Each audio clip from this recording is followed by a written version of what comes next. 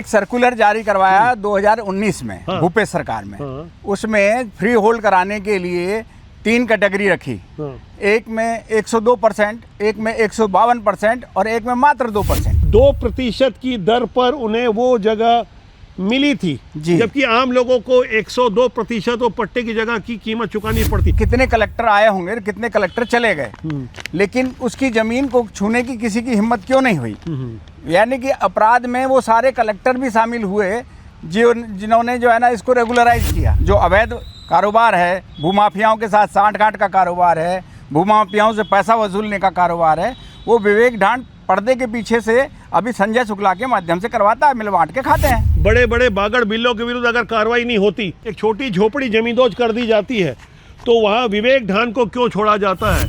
मैं तो एक ही अनुरोध करना चाहता हूँ माननीय मुख्यमंत्री जी से कि तत्काल प्रभाव से उस पर बुलडोजर चलाया जाए। जो बिल्डिंग बनी हुई है, जो रेरा का अध्यक्ष था, जो रेगुलेटरी अथॉरिटी थी, ये तो खुद भूमाफिया था। ऐसे आदमी की जांच पड़ताल क्यों नहीं हुई? नमस्कार राष्ट्रपोष से मैं पवन केसवानी।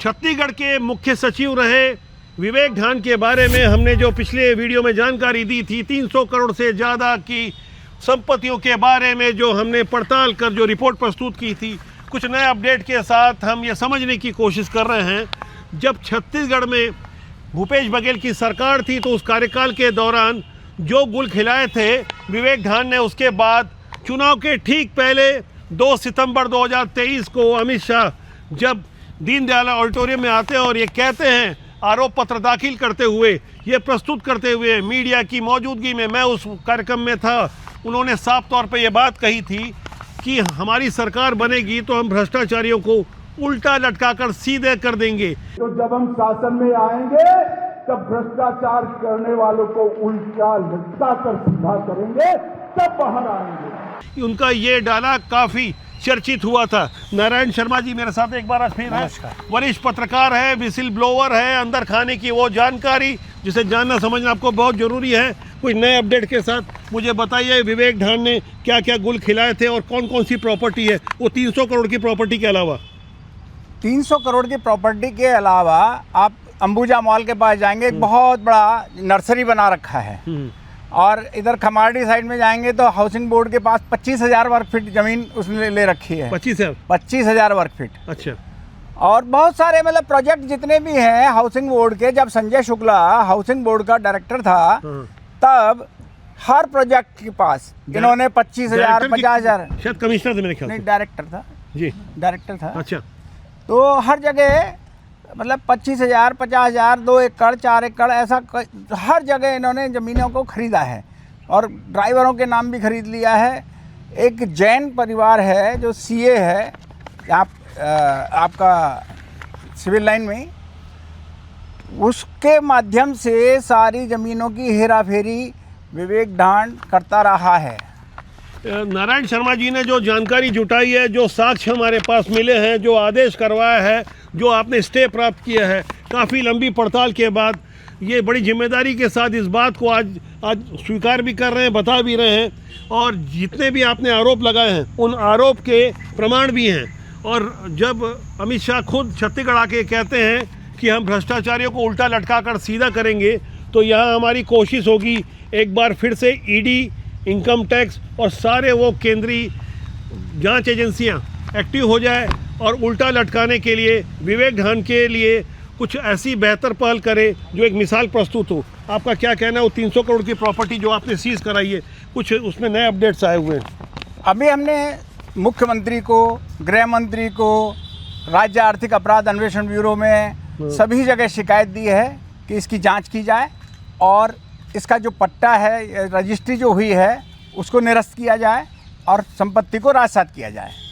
मैं आपको बता दूं कि पुलिस मुख्यालय, जो पुराना पुलिस मुख्यालय रायपुर का, उसके बाजू की जो खाली ज़मीन है, जिस स्थल पे खड़े होकर हमने वो बातचीत की थी पिछले वीडियो में, कुछ हैरान करने वाली वहाँ से कुछ नई बड़ी जानकारियाँ, उस दिन जो जानकारियाँ छूट गई थी उसके साथ कुछ और एडिशनल बातें हैं जिन्हें जानना समझना आपको ज़रूरी है। जैसा कि साफ तौर पर इसमें आपने प्रामाणिक रूप से बात को उजागर करवाया था और आप जब शिकायत किए थे सन 2020 में, शायद आपकी पहली शिकायत हुई थी, उस समय भूपेश बघेल की सरकार थी और 2% की दर पर उन्हें वो जगह मिली थी, जी। जबकि आम लोगों को 102% वो पट्टे की जगह की कीमत चुकानी पड़ती। क्या है हकीकत, बताइए बताइए उसके बारे में। एक सर्कुलर जारी करवाया 2019 में हाँ। भूपेश सरकार में। हाँ। उसमें फ्री होल्ड कराने के लिए 3 कैटेगरी रखी। हाँ। एक में 102%, एक में 152% और एक में मात्र 2%। हाँ। तो इन्होंने अपनी पूरी भूमि का जो फ्री होल्ड कराया वो 2% में करवाया, मैं मात्र अपने 2% अपने दर्शकों को वो कागजात भी दिखाऊंगा। आप गौर से इस कागज को देखिए, साफ तौर पर ये कागज इस बात की गवाही दे रहे हैं कि किस तरह से 2% की कीमत पर विवेक ढांड उस समय किस पोजीशन में रहे होंगे जब ये करवा रहे थे। ये तब रेरा के अध्यक्ष थे। रेरा के चेयरमैन थे।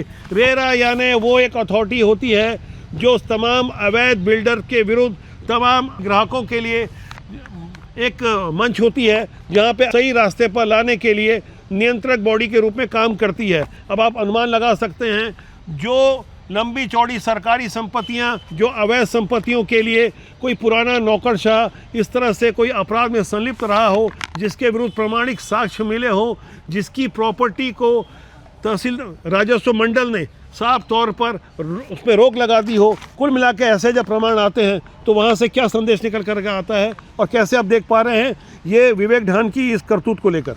मैं तो ये कहना चाहूँगा, जो रेरा का अध्यक्ष था, जो रेगुलेटरी अथॉरिटी थी, ये तो खुद भूमाफिया था। हाँ। ऐसे आदमी की जांच पड़ताल क्यों नहीं हुई? पूरे 25 साल हो गए हैं राज्य को बने हुए। हाँ।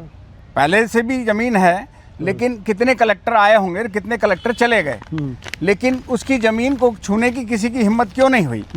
यानी कि अपराध में वो सारे कलेक्टर भी शामिल हुए जिन्होंने जो है ना इसको रेगुलराइज किया, जिन्होंने पट्टा जारी किया। अच्छा, एक बात बताइए, विवेक ढांड ने जब अपने पिता के नाम पर प्रॉपर्टी खरीदी तो इसमें क्या गलत कर लिया?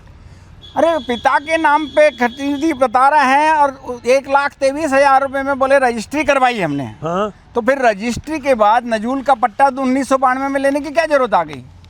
ये बात, यानी जो 1992 में पट्टा भी लिया और अपने पिता की वो पुरानी प्रॉपर्टी बता रहे, सन 65 की, शायद 64 की बता रहे थे। यदि पिता के नाम संपत्ति थी तो 92 में पट्टे की क्या जरूरत थी? उस पट्टे को रेगुलाइज कराने के लिए फ्री होल्ड करवाने की क्या जरूरत थी? 2020 में फ्री होल्ड कराने का आवेदन क्यों देना पड़ा? भाई आपकी प्रॉपर्टी, आप बता रहे हो रजिस्ट्री की प्रॉपर्टी है, तो रजिस्ट्री की प्रॉपर्टी में ना तो नजूल का पट्टा लगेगा, ना तो और कुछ लगेगा। फिर उसके टुकड़े टुकड़े, एक 58,300 वर्ग फीट, एक 27,000 वर्ग फीट, एक 23,750 वर्ग फीट, एक 2350 वर्ग फीट, इतने पट्टे लेने की क्या जरूरत है? और वो भी आवासीय पट्टे। फिर एक पट्टे को कॉमर्शियल करा लिया 37,000 वर्ग फीट को। देखिए, आपने संजय शुक्ला और विवेक ढांड के संबंधों को लेकर कुछ गहरी बात की थी। जिस कुर्सी पर विवेक ढांड बैठे थे, उस कुर्सी पर उनके पुराने चहेते संजीव शुक्ला बैठे हैं, जो रेरा के आज चेयरमैन हैं। और आपने पिछले वीडियो में भी बताया था किस तरह से वो हाउसिंग बोर्ड के प्रमुख कर्ता धर्ता हुआ करते थे। जहाँ जहाँ हाउसिंग बोर्ड को ज़मीन लेनी होती थी, उससे पहले ही वहाँ विवेक ढांड के करीब के और चाहने वाले लोगों की संपत्तियाँ खरीद ली जाती थी। ये खगोली घटना जो लाखों साल में एक बार होती है, ऐसा माना जा सकता है कि वहाँ पे ज़मीन हाउसिंग बोर्ड खरीदने वाला, ये बातें नीति निर्धारकों को पता होगी और दूसरा ईश्वर को पता होगी। यानी कुल मिलाकर पर्चा लीक करवाने जैसा ये भी एक कांड होता था। बिल्कुल सही कह रहे हैं तो आप मुझे बताइए, क्या संजीव शुक्ला आज रेरा के चेयरमैन हैं, कल विवेक ढांड थे, ये रिश्ता क्या कहलाता है? संजय शुक्ला उत्तराधिकारी के रूप में विवेक ढांड का उत्तराधिकारी है। हाँ। मतलब विरासत में उसको रेरा का चेयरमैन बनाया गया है, जिससे कि वो काम, जो अवैध कारोबार है, भूमाफियाओं के साथ सांठ-गांठ का कारोबार है, भूमाफियाओं से पैसा वसूलने का कारोबार है, वो विवेक ढांड पर्दे के पीछे से अभी संजय शुक्ला के माध्यम से करवाता है, मिल बांट के खाते हैं। कुल मिलाकर एक रजिस्टर्ड बॉडी बना ली। ये भूमाफिया या प्रॉपर्टी के लिए जो ये गलत काम कर रहे हैं, गलत तरीके से 1-2 का 4 और 4-2 का 1 करने का जो उपक्रम चल रहा है, आप समझ सकते हैं ये सारी बातें तथ्यात्मक है, सबूत हैं, पेपर है। वीडियो की अपनी मर्यादा होती है, मैं एक एक कर कुछ पेपर आपको दिखा रहा हूँ।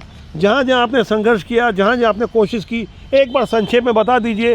राजस्व मंडल से भी आदेश हुआ है और आप जहाँ जहाँ लड़ रहे हैं, मैं विवेक ढांड ने आपके साथ क्या किया, आपने कैसे फाइट किया, वो लड़ाई हम बाद में पूछ लेंगे। फिलहाल मुझे बताइए आप किस तरह से इसको फाइट कर पा रहे हैं। 2020 से हरी भूमि में कोई खबर या विज्ञापन छपता है दावा आपत्ति के लिए, वहाँ से शुरुआत होती है, जी। उसके बाद बताइए।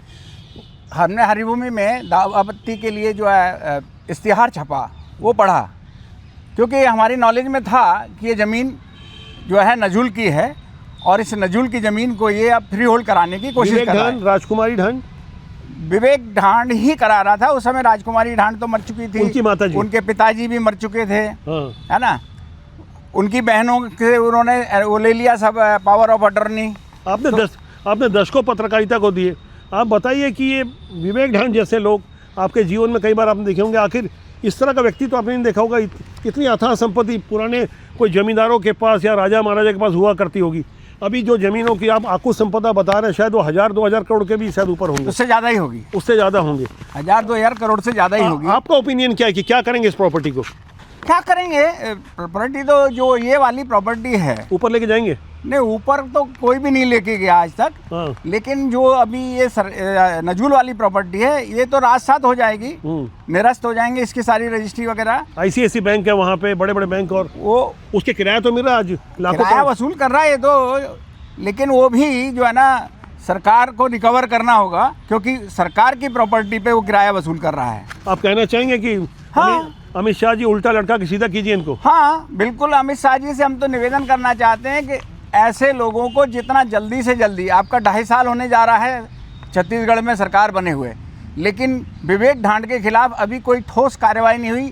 अभी जो है राजस्व मंडल ने ज़रूर उसके स्टे लगाया है ज़मीन पे और ग्राह्यता में ले लिया, यानी कि प्रकरण अब स्वीकार योग्य हो गया, उसकी सुनवाई होगी और हमें पूरी उम्मीद है। मेरे को सोशल मीडिया में एक स्टेटस लगाना पड़ा आपसे इंटरव्यू के बाद कि कानून सबके लिए बराबर नहीं होता।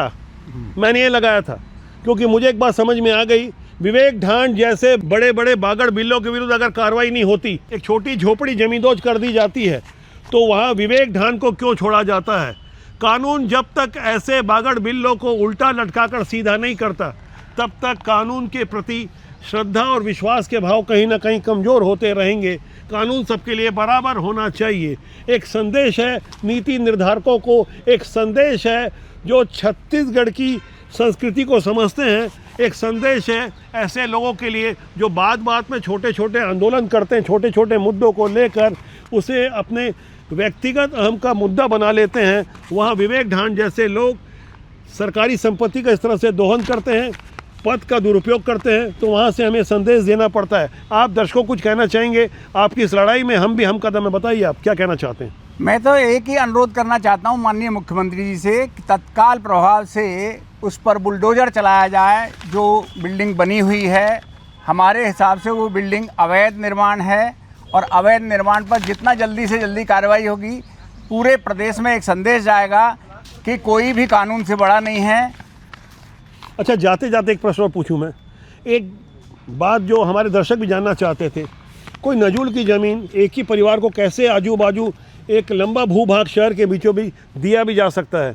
ये कैसे मिला होगा? ये संभव ही नहीं है जी। ये तो एक, चूँकि वो कलेक्टर बन गए, IAS बन गए, IAS का प्रभाव यहाँ पे पूरा कब्जा करके अपना पट्टा ले लिया। तत्कालीन जो भी कलेक्टर होगा, तत्कालीन जो भी नजूल अधिकारी होगा, वो मिली भगत करके पट्टे दे दिए। तो ये कहावतें ऐसी नहीं बनी थी, सैया भाई कोतवाल तो डर काहे का, यानी नीति निर्धारक भी आप हो, कानून भी आपका है, डंडा भी आपका है, सारी व्यवस्था भी आपके पास है। तो ऐसे में आप लोकतंत्र में जिस तरह से एक नौकरशाह को रहना चाहिए, जिस तरह से नियमों को पालन करना चाहिए, वहाँ आपने खुले रूप से प्रशासनिक गुंडागिर्दी दिखाई, कानून का मखौल उड़ाया, अपने जूतों के तले आपने नियमों को रौंदा, उसके बाद आकुल धन संपदा एकत्र की। ये उदाहरण है सिस्टम में बैठे हुए ऐसे लोग जो हमारी वीडियो को देख के हो सकता है थोड़ा अलर्ट हो जाए, लेकिन ऐसे लोगों को रास्ते पे लाने के लिए हमें पहल करनी होगी, जागरूक होना होगा, आम जनता को आवाज़ उठानी होगी। कुछ करे न करे, सोशल मीडिया का दौर है, आप अपने कमेंट लिखिए, अपनी बातों को रखिए और जनमंच की इस आवाज़ को मजबूती दीजिए। नारायण जी कुछ कहना चाहेंगे? अंतिम कमेंट क्या है आपका, बताइए। मैं ये कहना चाहता हूँ कि जब हमें 5 साल लग गए यहाँ तक पहुँचने में, स्टे लगवाने में, तो आप सोचिए कि बाकी लोग क्या कर सकते हैं बेचारे।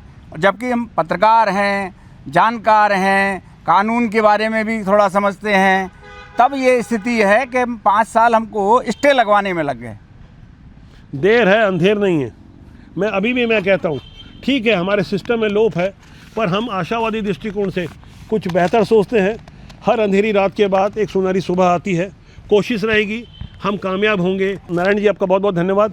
धन्यवाद आपको। आप इस आवाज़ को सुन रहे हो तो दूर तक इस आवाज़ को वहाँ तक पहुँचाइए ताकि गूंगे बहरे सिस्टम भी जाग जाएं, होश में आ जाएं। राजपूत आपका अपना जनमंच है जिसका सूत्र वाक्य है राष्ट्रीय सर्वोपरि। नमस्कार।